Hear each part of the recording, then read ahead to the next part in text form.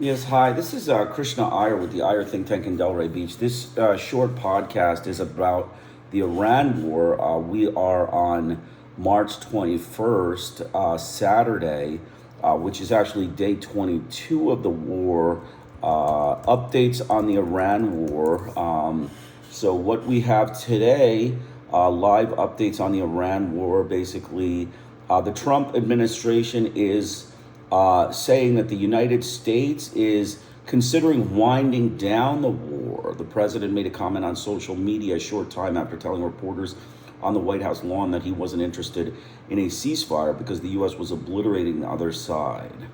He has said that they were considering winding down the war with Iran as it was getting very close to meeting its objectives. Its remarks came even as U.S. officials said they were ramping up aerial assaults against Iranian drones and naval vessels in an effort to reopen the Strait of Hormuz. He told reporters on the White House lawn, I don't want to do a ceasefire, you know. You don't want to do a ceasefire when you're literally obliterating the other side, the president said. I think this is, completely, just a backtrack of what he actually said. I mean, there's another, homosexual example of Donald Trump not having a clue about how to be a military person. I mean, he's just completely backtracking and saying that now he doesn't want regime change, that he just wants to, bomb and murder civilians. I mean, ultimately, that's what it is. The U.S. government, they're, neo-Nazi Christian witch hunters who went into this war for the sake of, some nuclear weapons, are now, trying to wind down the war. And, he needs to pay reparations, okay? If Donald Trump withdraws from this war, this needs to be this needs to be in the media for months. Okay, this needs to stay in the media. This action that the U.S. government has done, their vicious bombing campaign against Iran, which was unprovoked, an illegal crime of aggression, needs to be in the media for months. Otherwise, we are going to take this as the U.S. government is tacitly acceptable with Muslim murder and with colored murder. Okay, we know they are, but if they want to admit that to the world, then all governments are going to be able to say, well, you know what, the United States is just about, their own white Christian money, and they don't care at all about, any other group of people. They care only about their white Christian money. If murder was okay of, a Buddhist, they would be just fine with that. They would be just fine with murdering a Buddhist. So this needs to stay in the media for months, and at least it'll stay in my podcast. We will analyze every article that Donald Trump has, been derogatorily acted upon in this podcast that I've been doing, to explain how Donald Trump is, one of the worst examples of, an American that is completely ignorant, completely removed from, actual, proper thinking, and basically did an irrational war of aggression against Iran without any justification. And he, as a draft dodger, as a military, defector, someone who never served in the army, started a war to just show off that he could butcher, Muslims. That's, ultimately what this will amount to if the U.S. just drops it.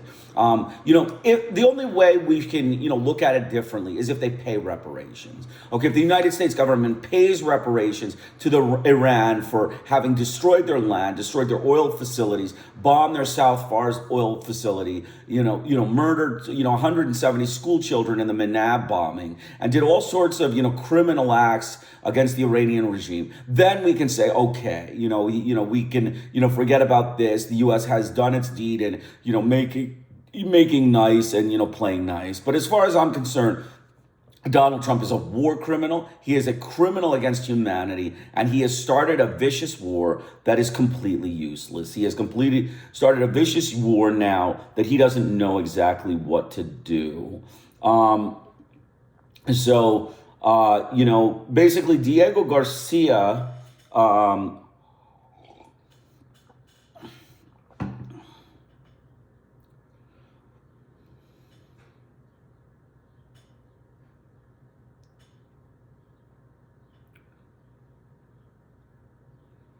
Trump has built himself a box called the Iran war, and he can't figure out how to get out of it, says Aaron David Miller Middle East negotiator for the Republican Democratic administration. This is the biggest source of frustration. Analysts say the Trump administration's biggest misjudgment was over how Iran would respond to war it considers existential. They failed to think through the contingencies around ways in which a conflict with Iran would go sideways, where it might go according to the plan as they laid out. The former U.S. Ambassador John Bass, who served in Afghanistan and Turkey.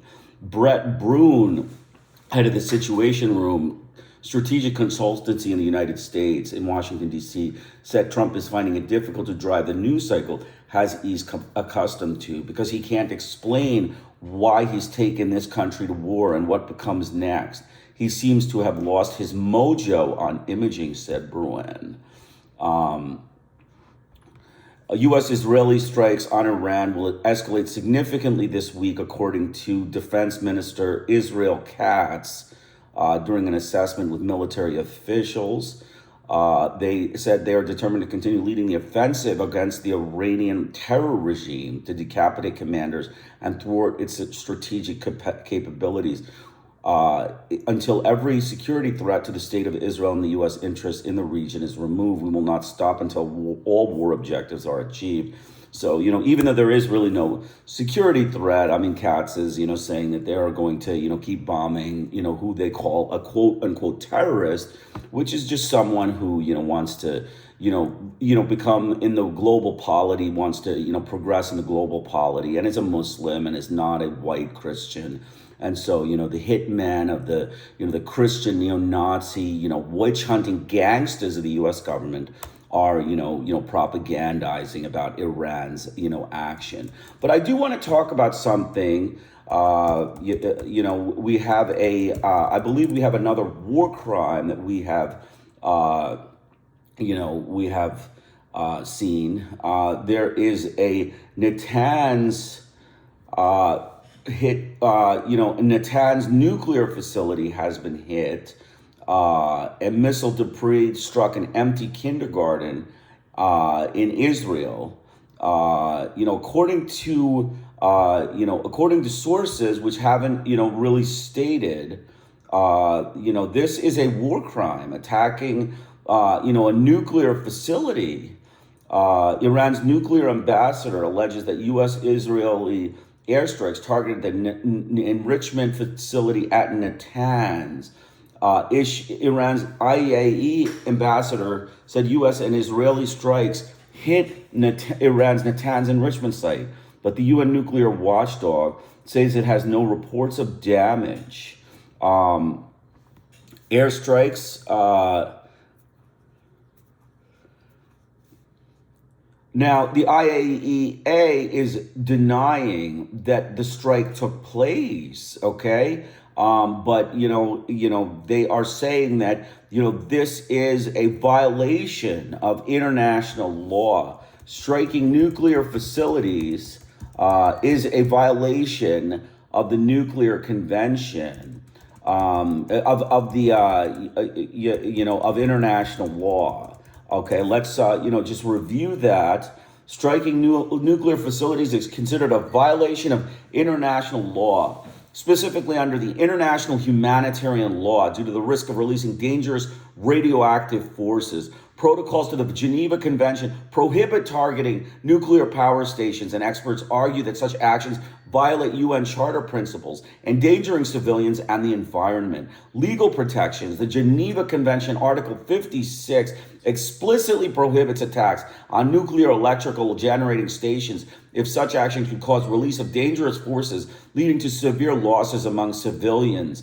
Customary law, international law, views nuclear plants as civilian objects, affording them protection which holds even if they are part of a broader military campaign. The International Atomic Energy Position has stated that any armed attack or threat against nuclear facilities devoted to peaceful purposes violates the UN Charter and the agency statutes. The dangerous forces threshold, the prohibition of often hinges on whether the attack releases dangerous forces that threaten the civilian population. Military uses, some interpretations argue that if a facility is used for a military purpose, the protection could be weakened, although this is heavily debated and risky.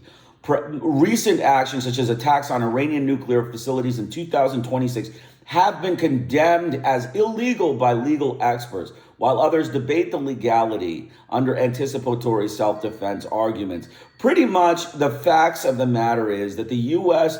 and Israel, the U.S. and Israel have, attacked the Natanz nuclear site, created a situation in which there's the possibility of nuclear debris and have violated international humanitarian law. Another war crime, check mark, and another war crime for Donald Trump and Benjamin Netanyahu, war criminals that we know of that are, war criminals of the U.S. government. We know they are war criminals, and the Israeli government. We know they are war criminals, and basically, there are multiple media sources saying that, Iran nuclear facility was struck on March 21st, says the Atomic Energy Organization, following the criminal attacks by the United States and the usurping a Zionist regime against our country. Natanz enrichment complex was targeted this morning, the organization said in a statement carried by Tehran news agency. It added there was no leakage of radioactive materials reported in the area of central Tehran. So it's a developing story. We need to follow up on that. We have to know what actually happened. But it is a war crime. It is a war crime. He is not allowed to target that. He is not allowed to target that. He has targeted that. And that is ultimately what has happened. So we have an article here today, actually. Trump only has himself to blame. It's an article in the Times by David French. We're going to go through it. I'm going to put the link in the section. I'll put a little summary of my take on this war in the section. Hopefully you'll enjoy it. President Trump has created the conditions up for another quagmire in the Middle East, and the question is whether American military excellence can rescue him from his own impulsiveness and incompetence. Here, the present situation in a nutshell. The United States and Israel have established absolute air dominance over the nation of Iran. In a few short days, our combined forces have destroyed Iran's ability to protect its own airspace, have killed much of Iran's senior military and civilian leadership, and have sunk much of Iran's navy. At the same time, the United States and Israel are damaging Iran's nuclear program from the air, and they are destroying Iran's ability to manufacture and deploy ballistic missiles. They are also attacking the internal security forces that maintain the Iranian regime's hold on the population. The intention of the air campaign is clear: to destroy the regime's capacity to harm its neighbors while also creating the conditions for a revolution on the ground. If that's the extent of the military mission, the military is accomplishing it with remarkable efficiency. Iran is being badly battered. Even if the war ended today, it would take years for the Iranian military to fully recover from the losses it has suffered so far. While Iran's drones and missiles have inflicted damage on American forces and their allies, that damage is far less than what the U.S. and Israel have inflicted on Iran. There are no confirmed reports of Iran shooting down any American or Israeli aircraft. It has destroyed a number of drones, and it hasn't yet sunk a single American or Israeli ship. So why then is Trump lashing out at American allies? Why was he shocked that Iran struck Saudi Arabia, Qatar, the UAE, and Kuwait in response to American attacks? Perhaps the answer lies in a Wall Street Journal report from last Friday. According to the journal, General Dan Kane, the chairman of the Joint Chiefs of Staff, warned Trump that Iran might attempt to close the Strait of Hormuz, and Trump shrugged off the threat and launched the attack anyway. He told his team that Tehran would capitulate before closing the strait, the journal wrote. And even if Iran tried, the U.S. military could handle it. But Iran did not capitulate. There is no real sign the regime is in danger of falling. Instead, it has effectively closed the strait, and it's reportedly done so without choking off its own oil exports. In other words, while other nations can't ship oil through the strait, Iran still is. Iran may not be able to seriously damage Israel with its missiles, though a few missiles have gotten through Israel's defenses and killed Israeli civilians. And it may not be able to sink American ships, but it can potentially plunge the world economy into a state of crisis. It could well emerge from the conflict with its regime intact and perhaps even more hardline, and its power over the world economy undiminished. In a recent post, the Institute for the Study of War described the problem well. a weakened regime that remains in power after this war would be able to disrupt shipping whenever and for however long it pleases, with little effort of its current relatively limited strike campaign on shipping proved sufficient to cause the US and Israel to surrender. A failure to demonstrate the will and ability to deny Iran the ability to disrupt traffic is road, will make it enormously harder to deter Iran from future descriptions. That's the logic that leads to a quagmire. If America declares victory now, then the Iranian regime is still in power and the strait is closed, then Iran can perversely claim that it has won. It took a huge punch, absorbed the blow, and still forced America to climb down. It employed the ultimate weapon, closing the strait, and America had no effective answer. Commit to opening the strait and keeping it open by force, and the U.S. may find itself well in another open-ended, costly conflict with at least some American soldiers on Iranian soil.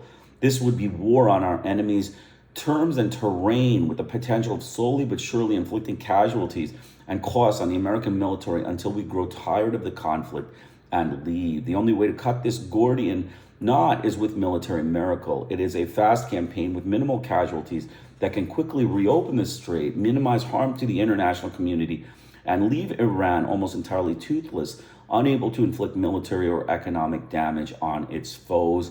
Let's just say, in my opinion, the U.S. is going to put ground troops on in Iran. They are sending 200,000 Marines, as well as 3 aircraft carrier ships to the Strait of Hormuz. They are going to be involved in a ground assault. There is going to be a war in Iran. I do not believe that Donald Trump is really truthful when he says he's backtracking. I do not believe it. I want to see it. I want to see him actually withdraw. I believe he is going to, put ground troops in. He's going to attack the Strait of Hormuz with his aircraft carriers. He is going to put troops on the ground, open up the strait, because that's the only way he's going to save the economy. I mean, otherwise, the economy is going to tank. And there is no way that, he is going to just back down the way he is, propagandizing in the American public. He is propagandizing these ideas that he is just going to, wind down. The war is winding down with the Strait of Hormuz closed and Donald Trump in the sitting in the driver's seat. He's just going to wind it down. Let's just be frank. I advise all world governments be aware that the American government is getting involved in a major conflict here. They're going to put troops on the ground. They're going to attack the Strait of Hormuz. They're going to open the Strait of Hormuz. There's going to be many casualties as a result of this fight. And who knows what they're going to do in Iran, what war crimes and crimes against humanity they're going to commit against Muslims. But that is what is happening here. That is the end result of this. That is my forecast, ignoring all the other nonsense in the media, all the other nonsense about him pulling out, withdrawing troops, saying that, I'm going to wind down this war and just, kind of chill out. No, he is putting ground troops in. He is getting involved in a possibly protracted conflict in the Strait of Hormuz. It may be fast. He may be able to succeed with the, the Air Force, with the force carriers that he has and his ground troops. But he is going to open up the Strait of Hormuz and get into a vicious fight there in the Strait of Hormuz. There is no question. So let's not, just, look the other way and go to sleep. Let's keep, attentive to this war. Trump has on his mind, he is just playing this winding down thing is to propagandize to the Iranian government and all world governments that all of a sudden he's just going to back down and, wind down ship. He's trying to look like Superman in this. He is a useless, racist Christian, neo-Nazi witch hunter, that is ignorant, a draft dodger, and wants to be, a dabbler in the arts of war. And, whether he, takes the advice of his military generals, which is, you got to open the Strait of Hormuz, Mr. Trump. We all know that. So your military generals are advising you. And so you're just, propagandizing in the media that we got to open the Strait of Hormuz. You're just, a useless, racist, anti-Muslim butcher. But yes, you do have to open the Strait of Hormuz. So that's what you're going to do. You're taking advice from your military. And once you open the Strait of Hormuz, then you'll maybe wind down the war. But, who knows how long that's going to take. Let's just be frank. Winding down the war at this stage without the Strait of Hormuz open is going to be a very long time, right? We're talking like at least a month. I'd say at least a month it would take to keep the Strait of Hormuz open for U.S. troops to be on the ground to make sure that there is no real threat to ships that pass the Strait of Hormuz. So if they're doing this, they are committing a crime of aggression. No question, this is another crime of aggression, a second front to the war. But the U.S. is doing this, and that is my prediction in this whole conflict. Continuing on, Trump's recklessness has left the United States with few good options. Indeed, the dilemma America now faces is a perfect illustration of why Trump should have taken his case for war to the Congress and the American people before he fired the first missile. I've had friends ask me, well, if he didn't think Congress would approve, what do you expect him to do? Sit on his hands? The answer is simple. The Constitution doesn't give the president the power to disregard Congress. So no, don't go to war if you can't get Congress to approve. And if a Republican president can't get a Republican Congress to support this war, perhaps that provides even more reason to doubt the wisdom of the conflict. He has made the case for war. Had he made the case for war, he could have prepared the people for potential economic hardship. He would have been forced to precisely define our war aims and the means he'd choose to pursue those aims. Had he not alienated key allies through economic warfare and threats to seize Greenland, it could have been easier to assemble in advance an allied force to protect the Strait of Hormuz. Instead, Trump launched a major war on his own initiative while announcing competing and potentially contradictory war aims. Is the goal regime change, unconditional surrender, or is it much narrower, the destruction of Iran's missile and drone forces? Sinking its navy, stopping its nuclear program, and destroying its ability to wage war through its proxy forces, including Hezbollah, Hamas, the Houthis, and the kaleidoscope of allied militias in Syria and Iraq. The Iranian regime, by contrast, has a single simple theory of victory: survive. If the regime is still standing at the end of the conflict, then Iran lives to fight again.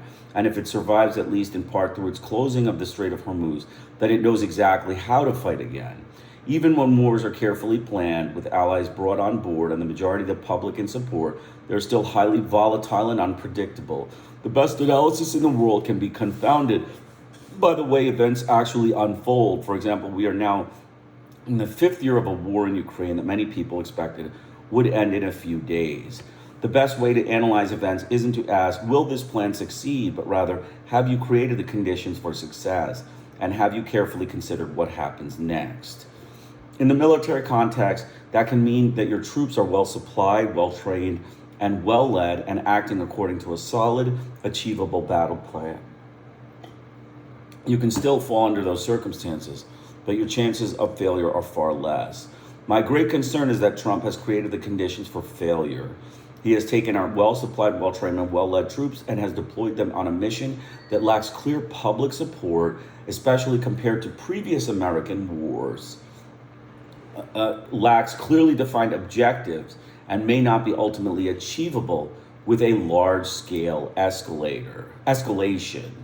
And now, dismayed that the war has not resulted in the regime's immediate capitation or destruction, he's flailing about once again, threatening the viability of NATO if our allies don't come and bail him out from a war they did not start and did not ask for. As an American, I want our forces to succeed once they are committed. I want to see the military open the Strait of Hormuz quickly and painlessly as possible. I want to see the Iranian regime collapse and replaced by democracy.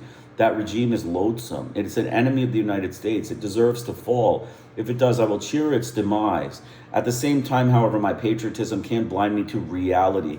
This is not how our democracy should go to war. Trump is not the right man to lead our nation into battle. People I respect applaud Trump for his courage in taking on Iran, but I don't see courage. I see recklessness. I see thoughtlessness. I see a man who plunged a nation into a conflict without fully comprehending the risk. I see a man full of hubris and after achieving success in much more limited military engagements. And now he's counting on two of the world's most competent militaries essentially to bail him out. He's counting on them accomplishing a mission without clear precedent in military history, destroying a hostile regime and forcing its compliance entirely from the air and sea, and to do so quickly enough that the economic pain doesn't overshadow the military gains. Previously successful aerial campaigns, such as NATO's campaign in the Balkans and the Allied campaign in Libya, were supplemented by local Allied ground forces who could take and hold the land. Or he can just declare victory and try to extricate the United States from the fight. He can point to the smoking ruins of the Iranian military and say that we've accomplished something substantial. We've mowed the grass, to use a term supplied Israeli counterterrorism operations before the October 7th attacks by Hamas. In other words, you may not have defeated the enemy, but you've hurt the enemy, and it will take years for the enemy to recover. In fact, there are signs that the administration is moving to exactly that position. It's messaging that it's begun to slide from regime change and unconditional surrender to objectives that look a lot like mowing the grass, damaging the Iranian military, though enough that it will take considerable time to rebuild. But October 7th should have demonstrated to all of us that mowing the grass doesn't make anyone safer. It instead prolongs the conflict. It hardens the combatants, plants the seed for vengeance. Israel should know this now, and we should know it as well. When Saddam Hussein faced a catastrophic defeat during Operation Desert Storm, he doubled down. He tried to kill George Bush. He supported the second intifada against Israel. His troops fired on American pilots. He harbored terrorists. Defeat did not make him any less of an enemy to the United States. And in 2003, we fought him again in a much longer and bloodier war. Trump has only himself to blame. He led America into an unconstitutional war, and now he's compounding the sin by proving to be every bit as reckless as commander-in-chief as he is as president. Basically, I agree. I think this guy is a patriot. I disagree with him. I agree with his stance on Trump. I mean, Trump is a reckless, neo-Nazi Christian gangster. He is a racist neo-Nazi witch-hunting gangster of the U.S. government. And, he did take the country to war without any justification, without any legal justification, without any real aims, and without any consultation. He didn't ask Congress. He didn't ask any of his, anybody in the Republican Party. He didn't ask anyone. He just said, I am on an independent mission to show that I am commander-in-chief. And, he did it, and, that's what he did. But my advice to everyone is, stay tuned. This war is going to, will go longer. This war is not going to end now. The U.S. is going to try to open the Strait of Hormuz. There's going to be vicious fighting. There's going to be more fighting. U.S. troops may end up on the ground, and I believe they may actually be trying regime change. It is going to take months to years. Okay, it is going to take months. It is going to force a insurgency, and there's no chance that they're not going to do this. My advice is everyone should listen to the media and laugh at what they're saying, and they should just say, you guys are all complicit and lying and protecting the U.S. government. You are going to war with Iran. You are going to try to put troops on the ground, try to open up the Strait of Hormuz, and if it goes well, you're going to try to change the regime. And let's just assume that we're going to be at war for 6 months, at least 6 months, maybe a year, maybe longer, maybe 5-6 years, depending on how the Iranians are able to fight the U.S. forces in this thing.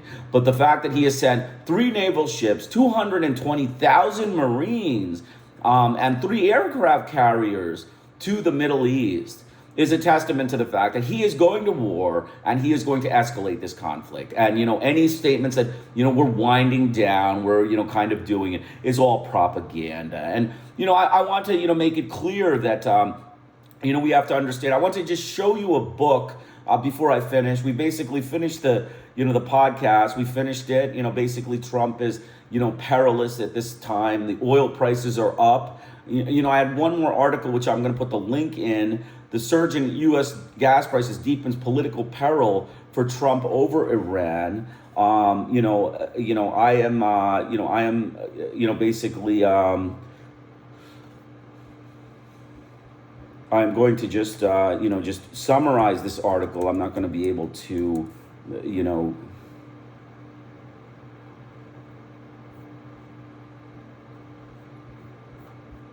just 1 second. I'm going to just pull this article up. It's, unfortunately,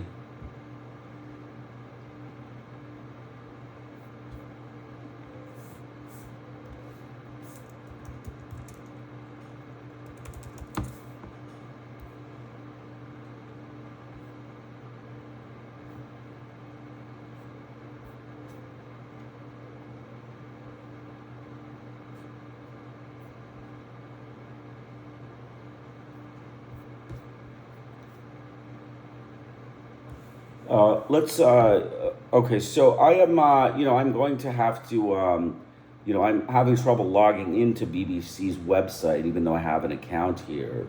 Um,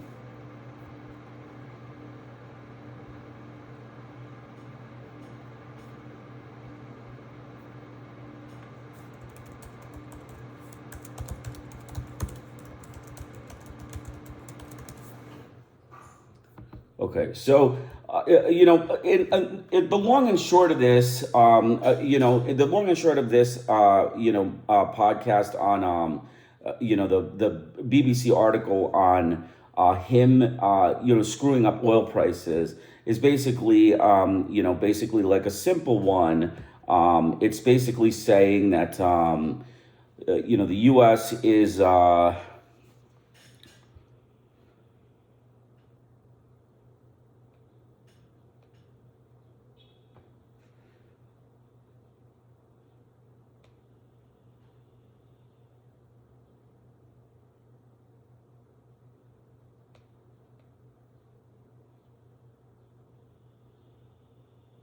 He's still playing golf. Basically, he's still playing golf while the war rages in Iran.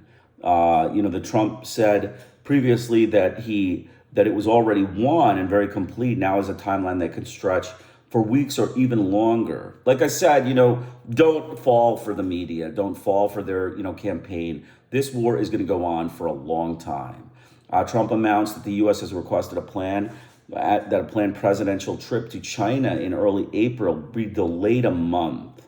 Okay, the president's utmost responsibility is to ensure continued success of Operation Epic Fury, is what the president White House is saying.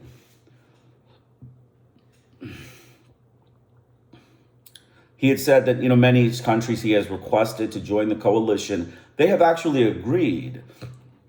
Okay, Britain, France, China, Japan, and South Korea, and and Canada have agreed to join the coalition to send troops. They have issued a joint statement, which I referred to in my past podcast yesterday. They do not want to be drawn into a wider conflict. That's true. However, they do not feel problematic as to assisting in opening the Strait of Hormuz.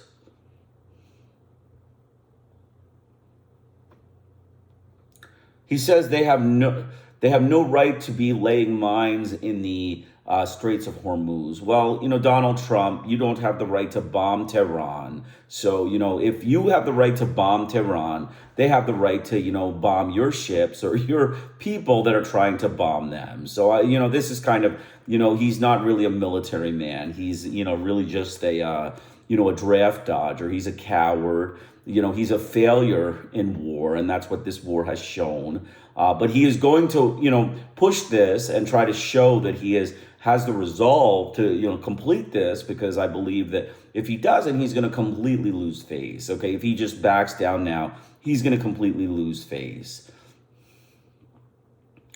So, I think he's going to put U.S. forces at higher risk now with his war.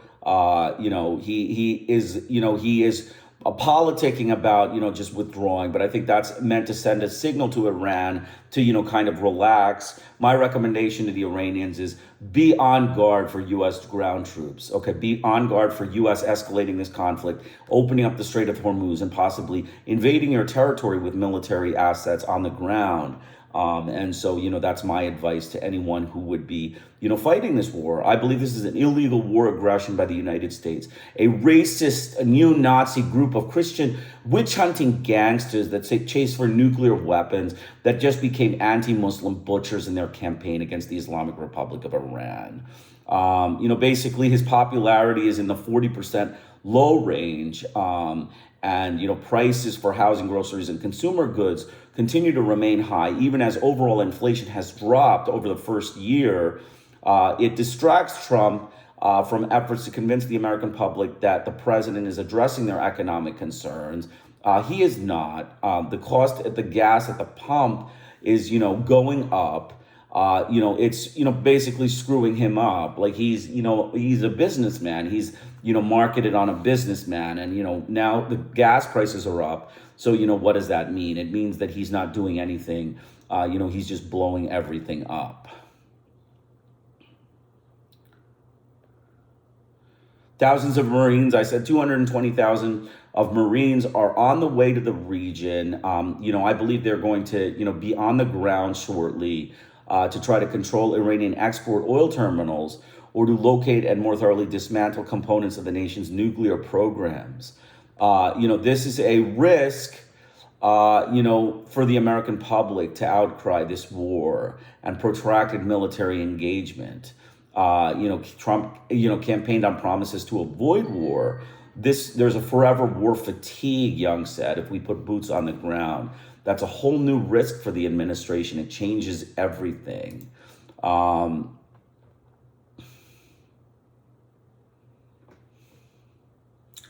I don't believe this author is actually advocating to not put troops on the ground.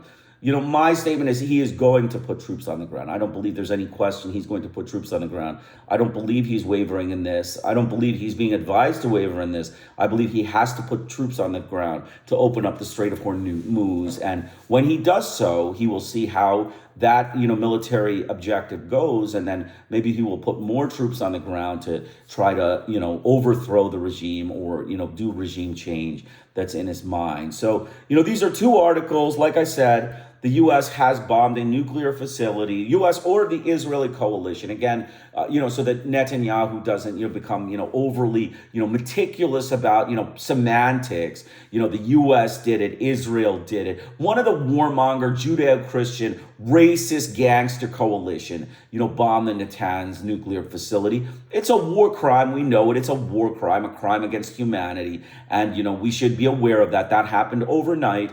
Also, the U.S. is planning on amassing troops and sending them to the Middle East. So it's going to take a week for them to get there. But, I believe the troops are going to be on the ground. He is going to try to open up the Strait of Hormuz and, possibly protract this war to a longer conflict. I believe he does not believe he has finished the job. And I believe he is getting too much, pushback from the press for having failed in this conflict. And so he is going to do all of these things. And, that's how it works. If you can't do it well, you just, keep spending the money, keep churning the work and, keep killing the people. And that's, ultimately what Donald Trump has turned war in. It's, he is right now an anti-Muslim butcher. America at this time, retains its place as anti-Muslim Christian butchers who really care nothing about money, but care about murdering Islamics. I mean, that's ultimately what it is. If your, economy goes up, if your economy goes down, inflation goes up, and gas prices go up, you are basically an anti-Muslim butcher who really doesn't care about money, who cares only about murdering, Islamics. And America does that many a time. They care about murdering, particular people over and above any cash benefit. Like in Vietnam, they had the chance to withdraw. They had the chance to just, save face and leave. They slaughtered civilians left and right. 80,000 civilians were slaughtered by Richard Nixon after he left the war. And that is, example of, the United States. So I'm just going to show you a quick book. It's a pretty good book. It's a book by, this is by Edward Herman.